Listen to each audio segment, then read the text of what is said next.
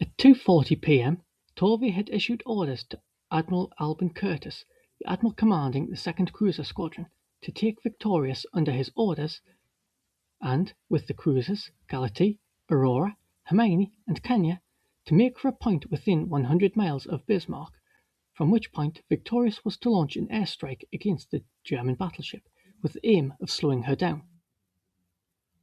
For his part, Captain Bourville of the Victorious had decided that nothing less than the whole of 825 Squadron could be expected to produce any results in a torpedo attack. He also realized that the Fulmars of 820 Squadron were far from ideal for the purposes of shadowing, but decided to utilize the fighters to maintain contact with the enemy in the hope of being able to launch a follow-up attack during the morning of the 25th of May.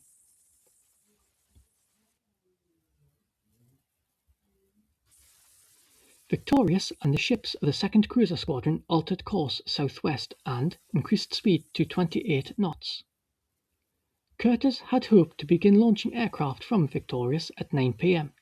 However, the brief engagement between Bismarck and Prince of Wales had resulted in a change of course to the westward by the enemy.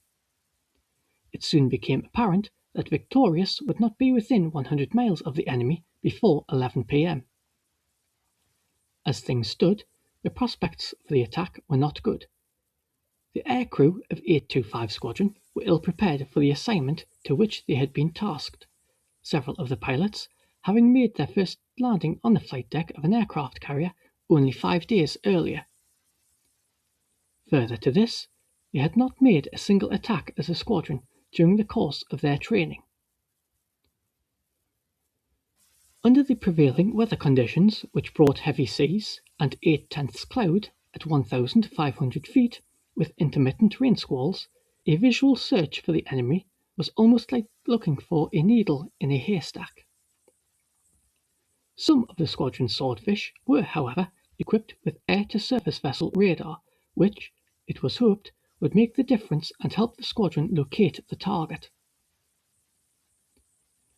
Shortly after 10 p.m., Victorious turned into the wind and began launching her Swordfish, which, formed up and, led by Lieutenant Commander Eugene Esmond, set off for the Bismarck.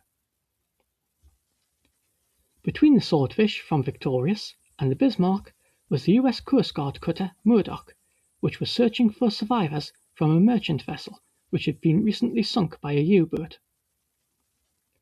Modoc, at 240 feet long and displacing 1,506 tons, would shortly find herself risking destruction twice as she looked on as a spectator as the latest episode in the drama unfolded.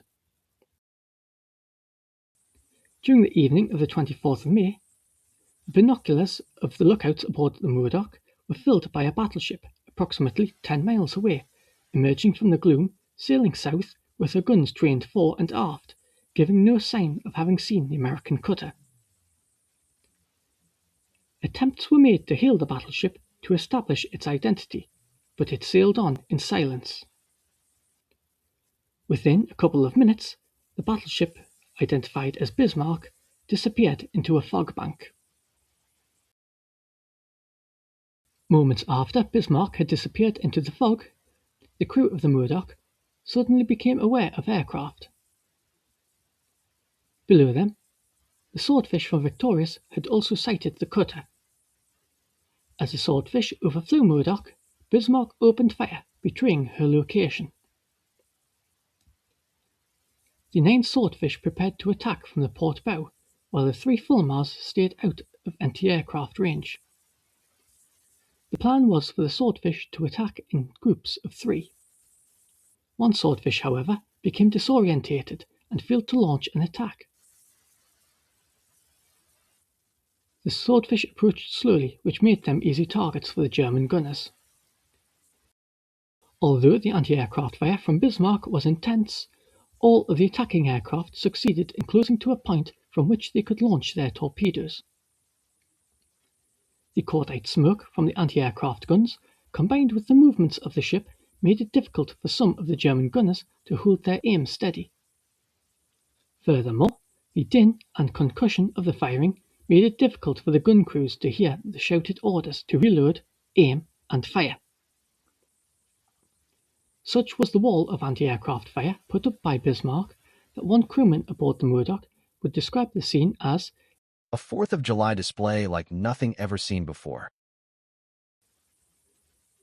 Aboard Bismarck, paint blistered on the guns, which were fired until red hot.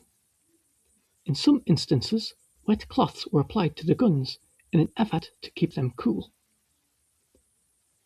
In an effort to help defend the ship and to bring down the attackers, one of the ship's 15-inch turrets was traversed, along with some of the 5.9-inch guns.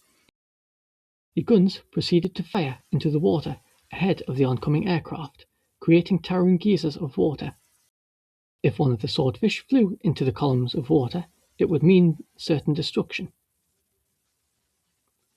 According to Burkhard von Mullenheim-Reichberg, the 4th gunnery officer of the Bismarck, the aircraft, they were moving so slowly that they seemed to be standing still in the air, and they looked so antiquated. Incredible how the pilots pressed their attack with suicidal courage, as if they did not expect ever again to see a carrier. From the open bridge, Lindemann supervised the engagement and issued orders directly to the helmsman to comb the torpedoes. One torpedo went unobserved and slammed into the starboard side of Bismarck amidships, sending up a column of water. The detonation of the torpedo sent a shockwave through Bismarck, which threw Oberbootsman Kurt Kirchberg onto a bulkhead with such force that he was killed instantly. Bismarck had sustained her first fatality. 5 other crewmen sustained broken bones and were treated in the sick bay. The end of the attack was signalled on board by the cessation of the anti-aircraft fire. In the aftermath of the attack, morale on board was extremely high. Crew members began to relax at their action stations, smoked cigarettes, and boasted about their marksmanship. They became even more joyous when the first reports were received that 5 aircraft had been shot down. With each telling, the reported number of aircraft shot down grew. No one had actually saw an aircraft crash, but, before long, the story was such that the number of aircraft shot down exceeded the actual number of attacking aircraft.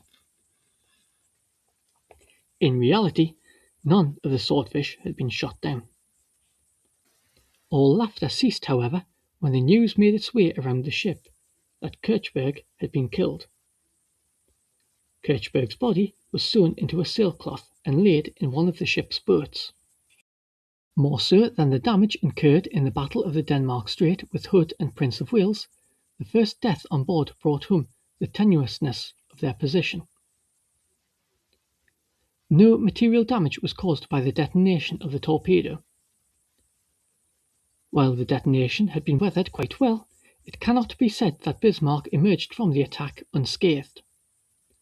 At the beginning of the attack, an increase in speed to 27 knots had been ordered. With the increase in speed, water pressure increased correspondingly, and that, combined with the zigzags to avoid and comb the torpedoes, caused the matting that had been placed in the hole in the bow to rip, whereupon water began to once more rush into the ship. Bismarck was now further down by the bow. In addition to this, the vibration from the gunfire enlarged the crack in the bulkhead between port boiler room number 2 and the adjacent electrical power station. As a result, the boiler room now flooded and had to be abandoned. Speed was reduced to 16 knots to allow the matting in the bow to be repositioned and made watertight once more. At the same time, course was again resumed for Saint-Nazaire. As the Swordfish conducted their attack, Norfolk, Suffolk, and Prince of Wales reached the location near Modoc. which was picked up on the radar of the British ships. Having witnessed the dramatic events of the Swordfish attack, Modoc now found herself engaged in her own drama. Aboard Norfolk, Wake Walker issued the order for Prince of Wales to engage the target. While Prince of Wales trained her guns onto the cutter, her gunnery officer recognised that the ship in his rangefinder was too small to be the Bismarck. Following a frantic deliberation with Captain Leach, he decided to disobey the order from Wake Walker. One shell from Prince of Wales was sufficient to destroy Modoc. Had the British opened fire, or perhaps even sunk Modoc, it would have undone all of the work by Churchill to court President Roosevelt for support, supplies, and assistance. In some respects, Captain Leach and Commander McMullen of the Prince of Wales helped to save the Grand Alliance. Many thanks for watching. Please subscribe for more updates, like and share.